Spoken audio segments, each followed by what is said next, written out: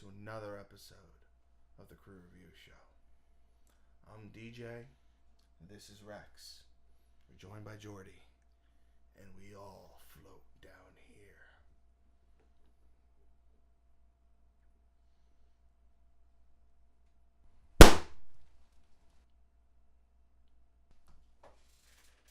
What's going on, everybody? Today we're reviewing cult classic 1990s film It. Joining me today, as I mentioned before, is going to be Rex and Geordie. And let's get into this. Alright, gentlemen. Let's talk about our first impressions going into this film. Rex, what were your first impressions going into this? You really don't want to know what my first impressions of this movie was. This movie fucked my head up when I saw this as a child. I have no good memories of this movie. I've seen this movie a bunch of times as a child, and every time this movie just traumatized me. Even rewatching this still had me jump a few times. Like, I was just like, what the fuck? So I felt like one of the adults in the movie, freaked out by something that should be so stupid. But I'm still scarred, and I probably need to go see a therapist about this. Okay. I'm sorry. Wow. A little too close to home on this one. Wasn't expecting all that. Alright, let's take it to somebody else who probably isn't a scared bitch. Geordie. Well, to be honest, I saw the movie when I was a kid. I don't really remember it, so it's more like the second impression. And for the second impression, honestly, there were things in the movie that, like, the movie was disturbing. The concepts were disturbing, but I do feel it was lacking in certain departments. Nah, I'm gonna let him elaborate on that later. I mean, my first impressions going into this, I saw this film with my mom. You know, my mom, my aunt, my cousins were at our apartment, and they first told me about a film about a supernatural clown that kills children. I thought, the first thing that came to mind was Killer Clowns from Outer Space. You're confusing a good movie with a bad movie. No, that sounds like a bad movie with a bad movie. Or a good movie with a good movie. You never know. I don't think it works that way. Either way, I wasn't having cotton candy for a while. Now, I didn't go through what Rex went through because I was a severely fucked up child. And it's carried into adulthood. So when I watched this film, I didn't get scared, but I was entertained. All right, let's go into the next segment, gentlemen.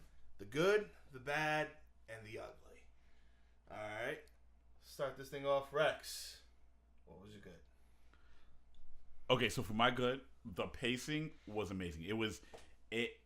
It for a movie that was 3 hours, didn't feel like it, and it told the story fairly well. And even though it was scary, well, to me it was scary, it was still fun to watch. I was still truly entertained watching this movie. My thoughts exactly. I can't even. You took the words right out of my mouth, Geordie. Yeah, it was definitely enjoyable. I think what worked really well for this movie is that as silly as certain things are, when you think about the fact that it's just you're watching a clown not really do anything for fading reasons and whatnot, but the visuals were disturbing to see all of a sudden it has like the teeth and shit like that. Like that's if I were to see that in real life, yeah, I'd probably shit my pants. And I thought actually some of the humor was pretty funny. Certain things with Pennywise are pretty freaking funny. Like, first off, I always felt like I should be ordering a sandwich at a deli. Be like, hey, Georgie, you want extra mayonnaise with that? like, it's a little over the top, but you know what? It did make it enjoyable for me. I like that. Oh. I'm never going to the deli to sing over.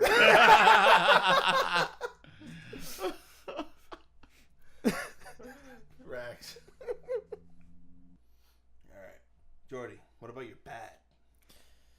The bad. I honestly didn't feel the film held up well over time. in the sense for the reason that I like it with the way he was speaking. Mm-hmm.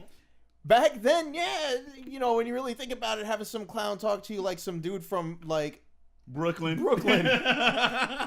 Talking to you in a sewer, and back then it's like, yeah, that's kind of creepy because, you know, it's 1990. But now you're like, nah, dude, hold the mail.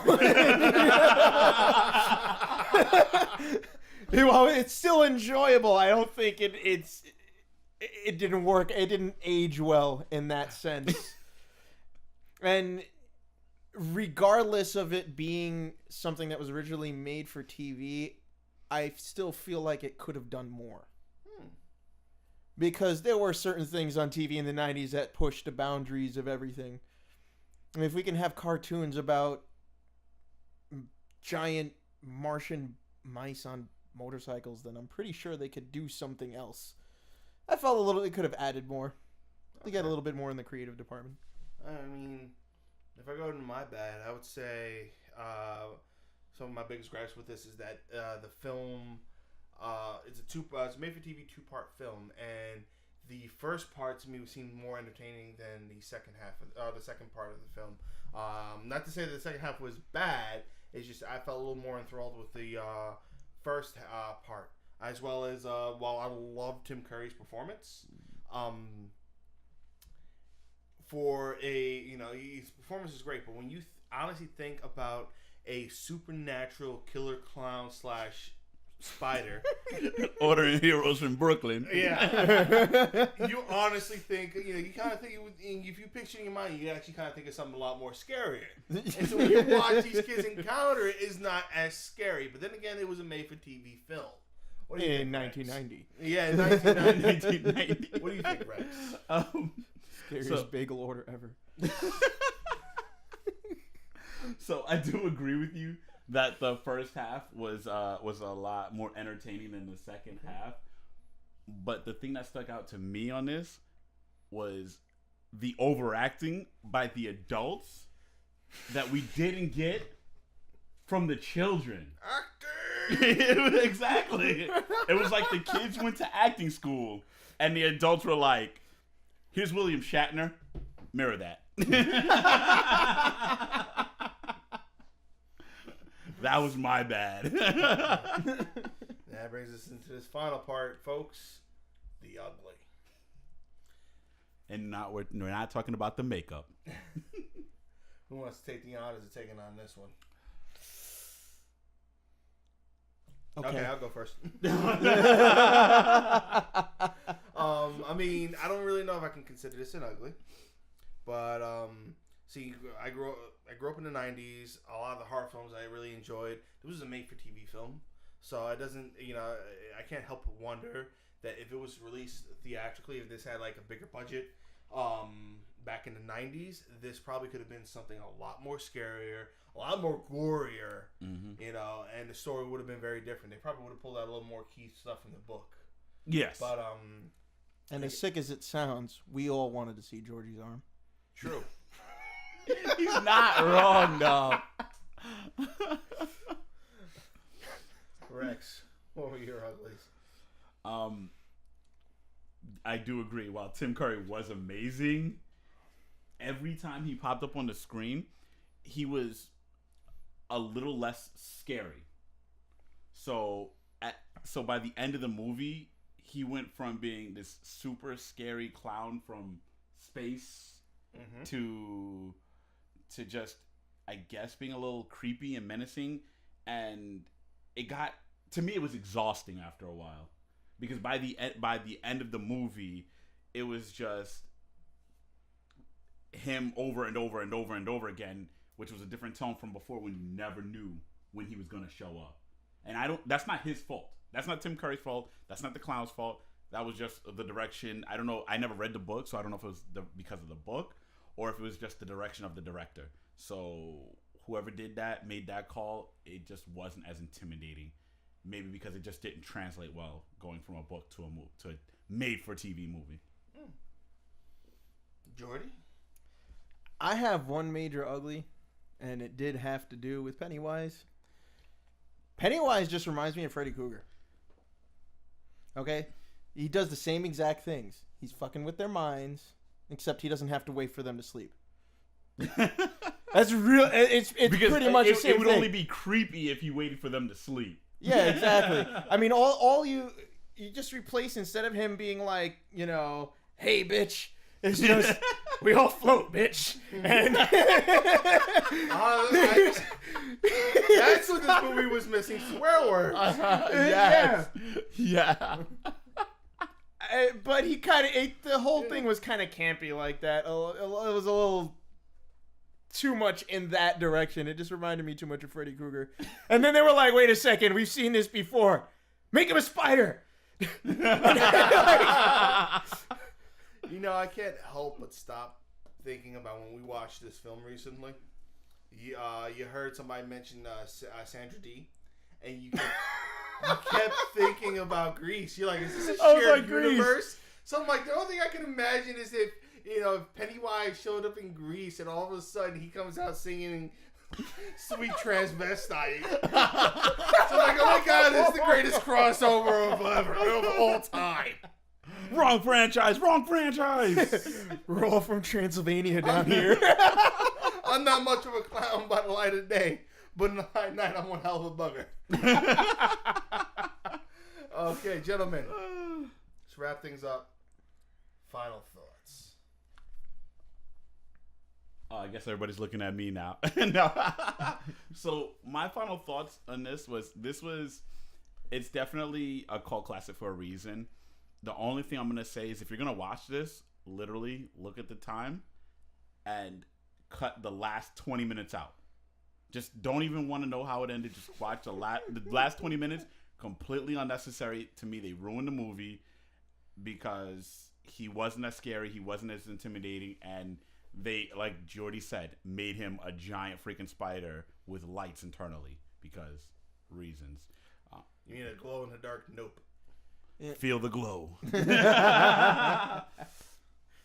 And but other than that, I liked it.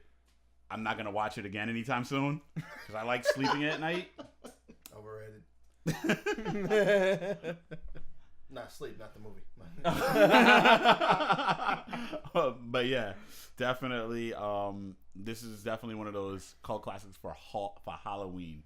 So if you have nothing better to do, I don't know if they'll be streaming it on Netflix, but you might want to check it out. I haven't told anybody to stream on Netflix in a while. Damn. Geordie. Well, I think it's definitely worth watching, specifically even just for having just a piece of film history at this point, because it has become somewhat of a classic, especially with Stephen King books always becoming film. You might as well just watch it because at some point you're going to see another Stephen King book movie adaptation, and it is enjoyable. It's very enjoyable. Definitely worth a watch. All right. I mean, I guess it leads me down to me then. Pressure. No pressure.